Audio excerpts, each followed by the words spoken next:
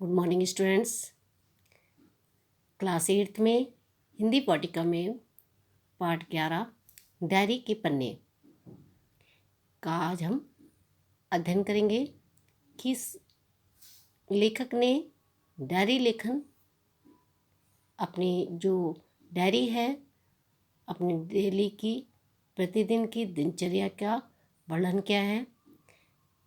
Diary में हम सबसे पहले अपनी दैनिक कार्यों का वर्णन करते हैं और उसमें अपनी सबसे पहले हम दिनांक लिखते हैं, फिर अपनी दिनचर्या का वर्णन करते हैं। डायरी हम अपने भावों को किसी को व्यक्त नहीं कर सकते, तो उसको हम लिखकर अपने भावों को हम व्यक्त कर सकते हैं और उसको अपनी दिनचर्या को एक यादगार बना सकते हैं। तो लेखक ने डायरी लेखन में हिंद महासागर, बंगाल की खाड़ी तथा अरब सागर के संगम के स्थल पर बसे कन्याकुमारी का अद्वितीय सौंदर्य का वर्णन अपनी डायरी के पन्नों पर किया है और डायरी के पन्नों पर उन्होंने अंकित कर दिया है। किसका? हिंद महासागर, बंगाल की खाड़ी, अरब सागर का संगम कहाँ होता है? ये कन्याकुमारी में। कन्याकुमारी का लेखक ने अद्वितीय सौंदर्य का वर्णन किया है। तो सबसे पहले हम डायरी लिखते समय जिस दिन हम डायरी लिखेंगे उस दिन की हम क्या है दिनांक डालेंगे और दिन डालेंगे और समय डालेंगे। तो लेखक ने स्टार्ट किया है, प्रिय डायरी, तुम्हें मालूम है कि आज मेरा जन्मदिन है और मुझे उपहार स्वरूप पिताजी ने कन्याकुमारी की यात्रा की टिकट दी है। मैं बहुत खुश हूँ।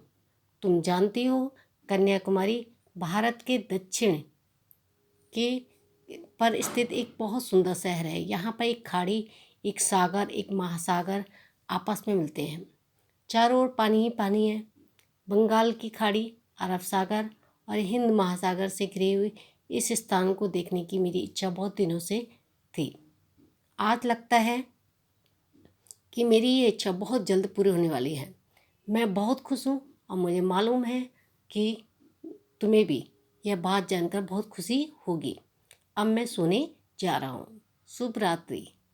जब उन्होंने लिखा था तो शनिवार था और 2 नवंबर था और रात के 11:30 बज रहे थे।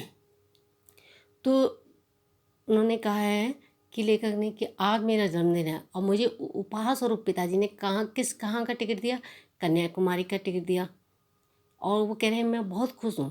और भारत के दक्षिण पर स्थित एक बहुत सुंदर शहर है।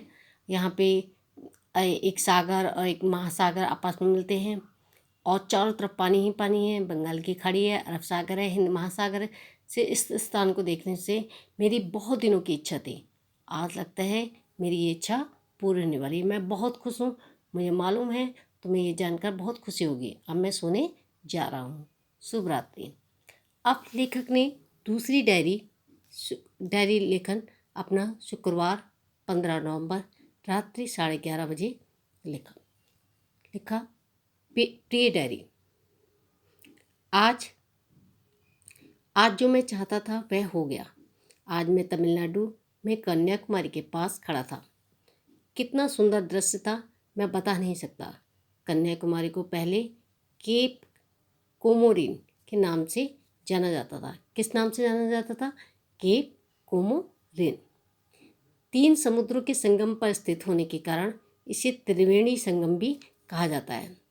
यह तमिलनाडु की राजधानी चेन्नई से लगभग 705 किलोमीटर दूर है।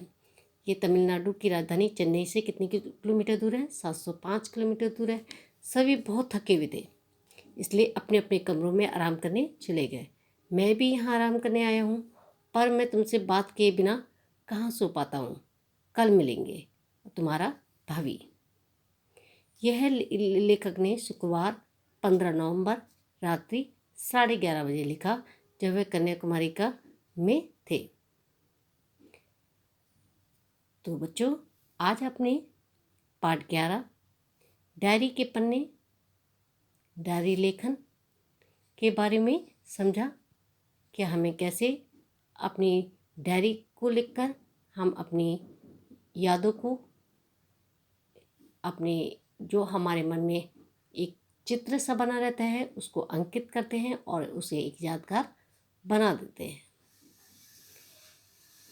तो नेक्स्ट वीडियो में आप इसी पाठ के आगे के डायरी के पन्ने का अध्ययन करेंगे।